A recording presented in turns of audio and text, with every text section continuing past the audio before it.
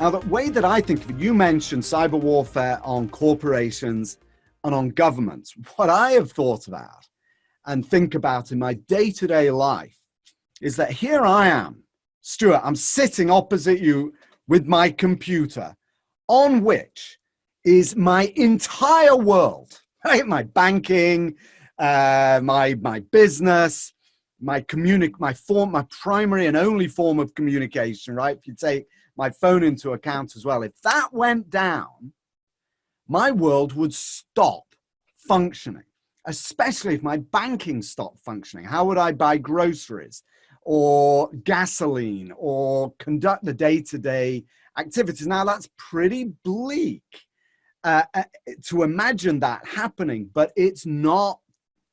It's, how far away is that from the potential of reality? If you've got a disproportionate military capability over a dangerous enemy, then the only way that they can fight you is an asymmetric, right? In asymmetric warfare.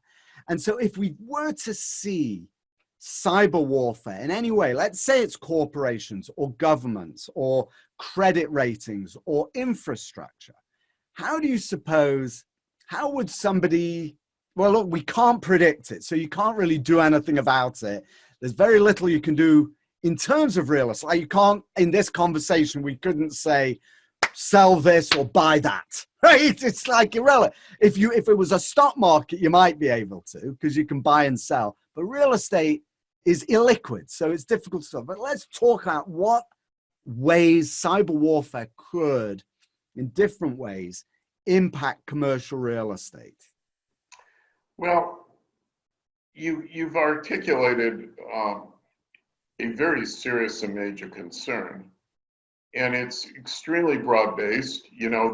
The issues that you described certainly could have some effect on real estate, but they would be very broad-based in their implications. I mean, if you remember old-fashioned conflicts, groceries don't get delivered to grocery stores, and gasoline doesn't get delivered to gas stations. And, there's really a very basic set of issues additionally that need to be addressed.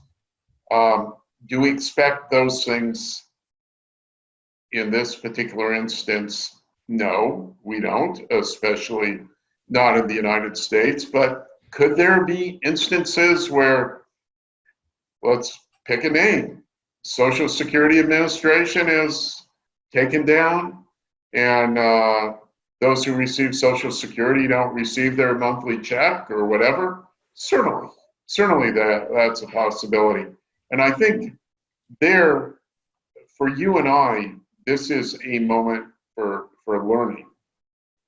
And the idea is that, very, very unfortunately, but very, very true, we've created a great dependency on all the things you've indicated, and we must be prepared.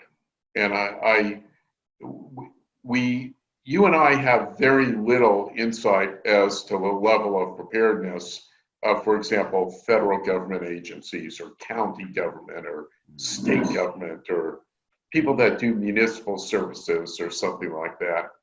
But across the board, this corporate boardroom focus on redundancy of platform, on disaster relief, on disaster recovery, on having every corporate executive and operative with an emergency laptop, with emergency power, with data on the cloud somewhere in Utah or Louisiana or Greenland or who knows where, where you can flip the switch, go to the auxiliary redundant system, and within 15 minutes, you're up and running. And this is simply part of our reality. So indeed, there's one message of preparedness from our conversation. This is the message the day has long since passed with respect to a lack of focus on the importance of such preparation. So just as, we prepare, like, for example, here in California, I'm not sure about your house, but outside my house, we have the big plastic garbage cans with earthquake supplies. And we have another metaphorical plastic garbage can that relates to redundancy and clouds and cyber preparedness. And both are tremendously important.